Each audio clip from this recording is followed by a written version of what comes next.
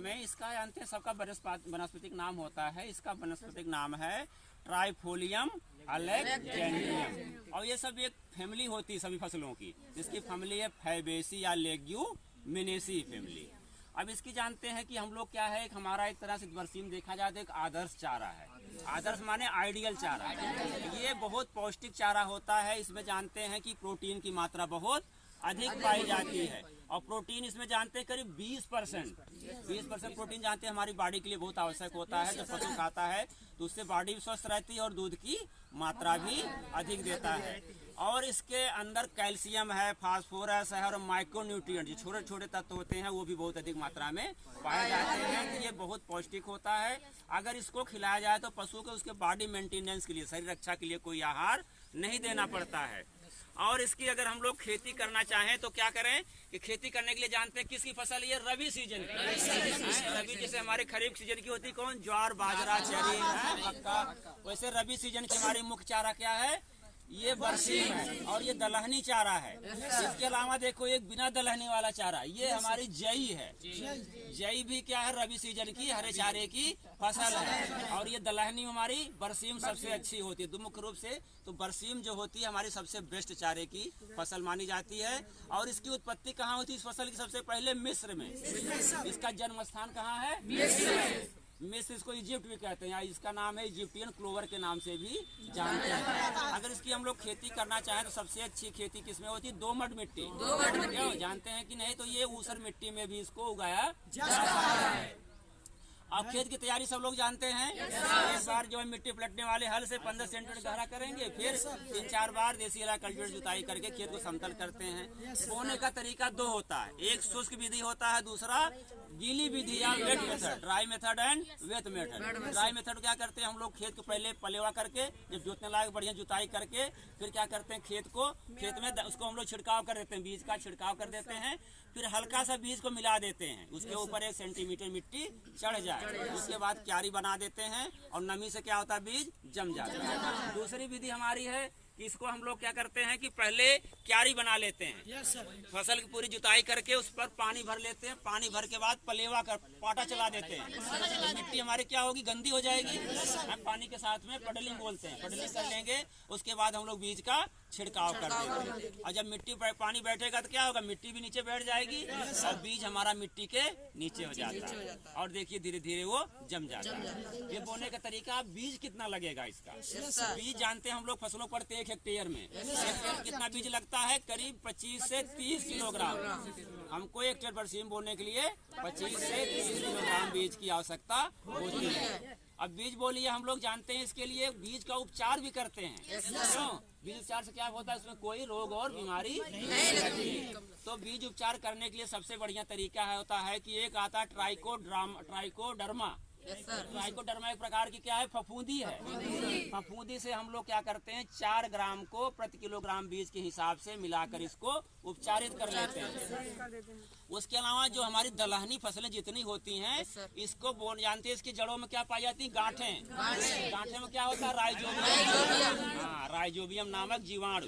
देखिए इसमें छोटे छोटे गांठें पाई जा रही हैं। ये छोटी छोटी गांठों में क्या है, ये राइजोबियम नामक जीवाणु है। वो जीवाणु क्या काम करता है, वायुमंडल की नाइट्रोजन को लेकर के इसमें इकट्ठा करता रहता है। इसका सिम्बियासिस सहजीवी अस्तित्व होता है। ये क्या कहता है, वायुमंडल से नाइट्रोजन लेता है और फसलों से क्या लेता है, मिट्टी से फसलों से क्या लेता है, ऊर्जा लेता है। इसका सहजीवी जैसे आपस में अदला बदली करते हैं। तो ये राइजोबियम जीवाणु है, ये वायुमंडल नाइट्रोजन करता है, हमारी मिट्टी को फसलों को नाइट्रोजन देता है। जब हम अगली बार फसल बोएंगे जो नाइट्रोजन होता है अगली फसल के लिए इस्तेमाल में आ जाता है। अब इसके हम लोग राइजोबियम उपचारित करने के लिए क्या करते हैं, एक पैकेट आता है जो हमारे कृषि फार्म विश्वविद्यालय हैं वहाँ पर एग्रीकल्चर के वहाँ पर फार्मों पर एक पैकेट मिलता है राइजोबियम के। सभी फसलों के अलग अलग होते हैं। तो इसका होता है राइजोबियम ट्राइफोली करके, ट्राइफोलियाई जो जीवाणु का नाम है राइजोबियम ट्राइफोलियाई का 250 ग्राम का पैकेट आता है। 250 ग्राम पैकेट आता है, उसको 10 किलोग्राम बीज के लिए पर्याप्त होता है। 10 किलोग्राम बीज लेते हैं, आधा लीटर पानी और 50 ग्राम गुड़। पानी में गुड़ को क्या करेंगे, घोल देते हैं, उसको उबाल कर फिर ठंडा कर लेते हैं, फिर बीज के ऊपर छिड़क करके मिला देते हैं। रेट क्या होता है, 10 किलो बीज के लिए बता रहे हैं और बीज कितना लगता है 25 से 30। उसी अनुपात में इसको हम लोग बढ़ा लेंगे तो 3 पैकेट करीब लग जाएगा इसमें। तो इसको हम लोग उपचारित कर लेते हैं, 24 घंटे के लिए रख देते हैं, फिर इसकी बुआई करते हैं खेत में। तो क्या होता है, कोई बीमारी नहीं लगती और इसके जमाव बहुत अच्छे होते हैं, हमारी फसल भी अच्छी होती है। अब उपचारित कर लिए, बुआई कर लिए, इसके बाद जानते हैं इसमें खरपतवार होते हैं। हाँ, बोने के पहले एक चीज और करते हैं, ये देखो ये कासनी, इसका नाम है कासनी। ये कासनी के बीज इसी के साथ एक प्रकार का खरपतवार है, इसे चिकोरी भी कहते हैं कासनी। तो इसे क्या करते हैं 5% नमक यानी 50 ग्राम नमक को 1 लीटर पानी में घोलते हैं, फिर बरसीम का बीज जब खेत लाते हैं तो पानी में डाल देंगे, नमक का घोल गाढ़ा हो जाएगा। जो इससे कासनी के बीज होंगे, जो खरपतवार बीज होंगे, क्या होंगे, सब ऊपर आ जाते हैं। क्यों? और बरसीम हमारे क्या होती है, नीचे बैठ जाती है। उसको निकाल करके बीज को बाहर फेंक देते हैं और फिर पानी निकाल करके बीज को 2-3 बार बढ़िया से धो लेते हैं, क्योंकि नमक मिला हुआ है, नुकसान करेगा, जमेगा नहीं। तो अच्छे से धोल करके उसको सुखा लेते हैं। तब क्या करते हैं, उपचारित करते हैं हम लोग राइजोबियम से। उपचारित करके तब हम लोग जो है इसकी बुआई करते हैं। अब देखिए इसको वैरायटीज की होती हैं, प्रजातियां। प्रजातियां 2 प्रकार की होती हैं, डिप्लॉयड और टेट्राप्लॉयड। तो डिप्लॉयड में क्या होता है कि 2-3 वैरायटियां। डिप्लॉयड में क्या होता है, जो उसकी पत्तियां थोड़ी पतली होती हैं और वो होती हैं बाद में जो होती हैं गर्मी सहन करने की उसके अंदर क्षमता होती है। डिप्लॉयड में है मिसकावी, खदरावी, बुंदेलखंड 2, बुंदेलखंड, बरसीम 3, ये हमारी डिप्लॉयड वाली हैं। और टेट्राप्लॉयड वाली क्या होती हैं, उसमें होती है कि उसकी पत्तियां चौड़ी होती हैं और ठंडी में अधिक पैदावार देती हैं। तो वो हमारी फसल हमारी मुख्य रूप से है पूसा जाइंट, वरदान, यूपी बी 101, 102, 103, ये हमारी बरसीम की मेन रूप से वैरायटियां हो गई, प्रजातियां हो गई।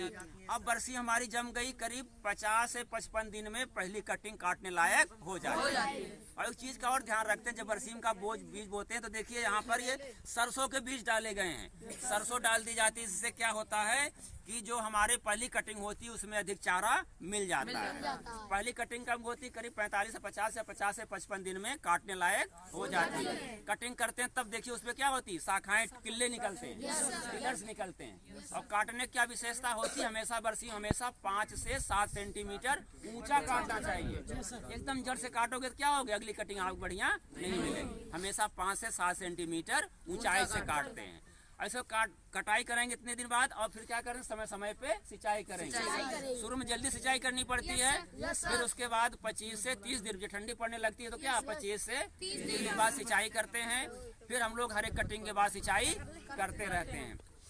अब इसमें जानते हैं कोई विशेष इसमें खाद उर्वरक भी कुछ डालते हैं, क्योंकि जानते हैं जड़ों में इसके क्या राइजोबियम पाया जाता है। जड़ों के विकास के लिए फास्फोरस बहुत आवश्यक होता है। फास्फोरस क्या है, जड़ों की वृद्धि को बढ़ाता है। तो इसमें 20 से 25 किलोग्राम नाइट्रोजन, 20 से 25 किलोग्राम नाइट्रोजन डाला जाता है। इसके अलावा और 60 किलोग्राम फास्फोरस, हाँ 20-25 किलो नाइट्रोजन, 60 किलोग्राम फास्फोरस। और अगर पोटास की कमी है तो 30-40 किलोग्राम पोटास भी डालते हैं। बुआई के समय इसको खेत में डाल देते हैं तो हमारी फसल क्या होती है, बढ़िया हो जाती है। क्योंकि नाइट्रोजन कम क्यों डालते हैं, देखो अन्य फसलों में 100-120 किलोग्राम डालते हैं, क्योंकि ये राइजोबियम जीवाणु क्या नाइट्रोजन अपनी आवश्यकता को पूरे कर रहा है। इसीलिए हम लोग कितना 20 से 25 किलोग्राम की नाइट्रोजन डालते हैं। अब कटाई कर लेते हैं, इसके बाद सिंचाई हो गई। इसमें कोई बीमारी और रोग नहीं लगते खास रूप से। एक होता लाल चींटी, रेड आंट लगती है, लाल चींटी लगती है। उसके लिए अगर हम बोते समय थोड़ा सा फोरेट टेंजी डाल दें 20 से 25 किलोग्राम तो कोई कीड़ा मकोड़ा नहीं लगता, जो कीड़े होते हैं। और बीमारी इसमें एक लगती है तना सड़न, इसके तने में क्या होती है, सड़न होने लगती है। अगर ट्राइकोडर्मा से आप ये उपचारित किए हुए हैं तो सड़न नहीं होगी।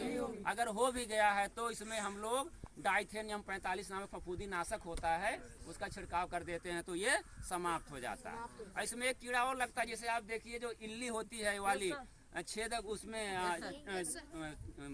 चने में होती है, वो भी इसको काटती कभी कभी। लेकिन अगर पूरा टेंजी डालें या नहीं, अगर लग भी गया तो मेलाथियान जानते हैं सब लोग, कीड़ा मारने के मेलाथियान 5% का 20-25 ग्राम छिड़काव कर देंगे, सब कीड़े मकोड़े मर जाएंगे। नहीं, समान रूप से कीड़े मकोड़े नहीं लगते।